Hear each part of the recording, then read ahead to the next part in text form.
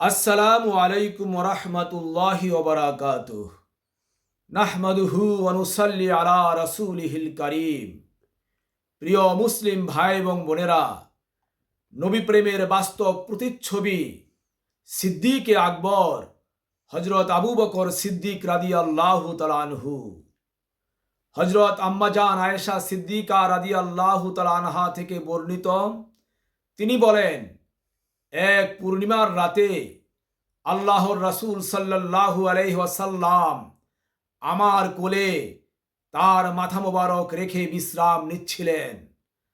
তখন আমি তার নিকট জানতে চাইলাম, জিজ্ঞাসা করলাম, ইয়া রাসূল আল্লাহ, আকাশের নক্ষত্রের সংখ্যা পরিমাণ কারো নিকট ইবাদত আছে কি? আল্লাহর নবী আমার এই প্রশ্নের জবাবে বললেন, হ্যাঁ আছে, তা হলো ওমর। ওমরের নিকট আকাশের নক্ষত্রের সংখ্যা পরিমাণ ইবাদত আছে।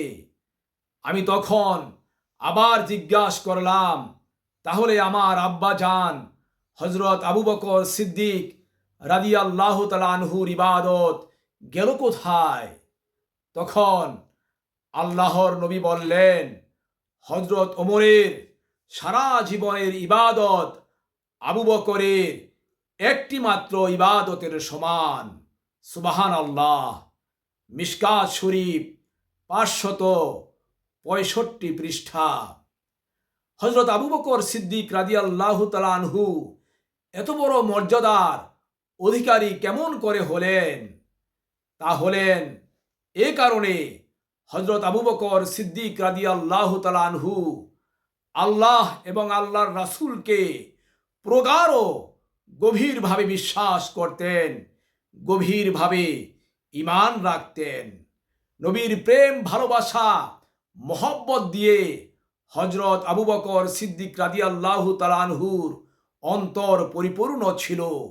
নবীর প্রতি গভীর ভালোবাসা, বিশ্বাস, ঈমান পরিপূর্ণভাবে রাখতেন এবং আল্লাহর নবীর হুকুম আহকাম যথাযথভাবে পালন করতেন।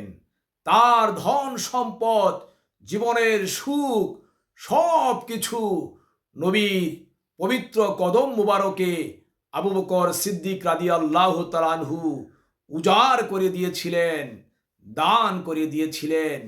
এ কারণেই নবীর প্রেম মহব্বত বিশ্বাসের কারণেই আবু বকর সিদ্দিক রাদিয়াল্লাহু তাআলা আনহুর মর্যাদা মহান আল্লাহ রাব্বুল আলামিন এত উপরে উঠিয়ে দিয়েছেন। আমরাও মহান আল্লাহর প্রতি, আল্লাহর রাসূলের প্রতি গভীর বিশ্বাস অবশ্যই রাখব। আল্লাহর নবীর প্রতি গভীর মহব্বত ভালোবাসা রাখব। আল্লাহ এবং আল্লাহর রাসূলের হুকুম আহকাম যথাযথভাবে আমরা পালন করব, হুকুম আহকাম মেনে চলতে চেষ্টা করব। তাহলে হয়তো আল্লাহ পাক আমাদের মর্যাদা বাড়িয়ে দিবেন ইনশাআল্লাহুল আজিজ।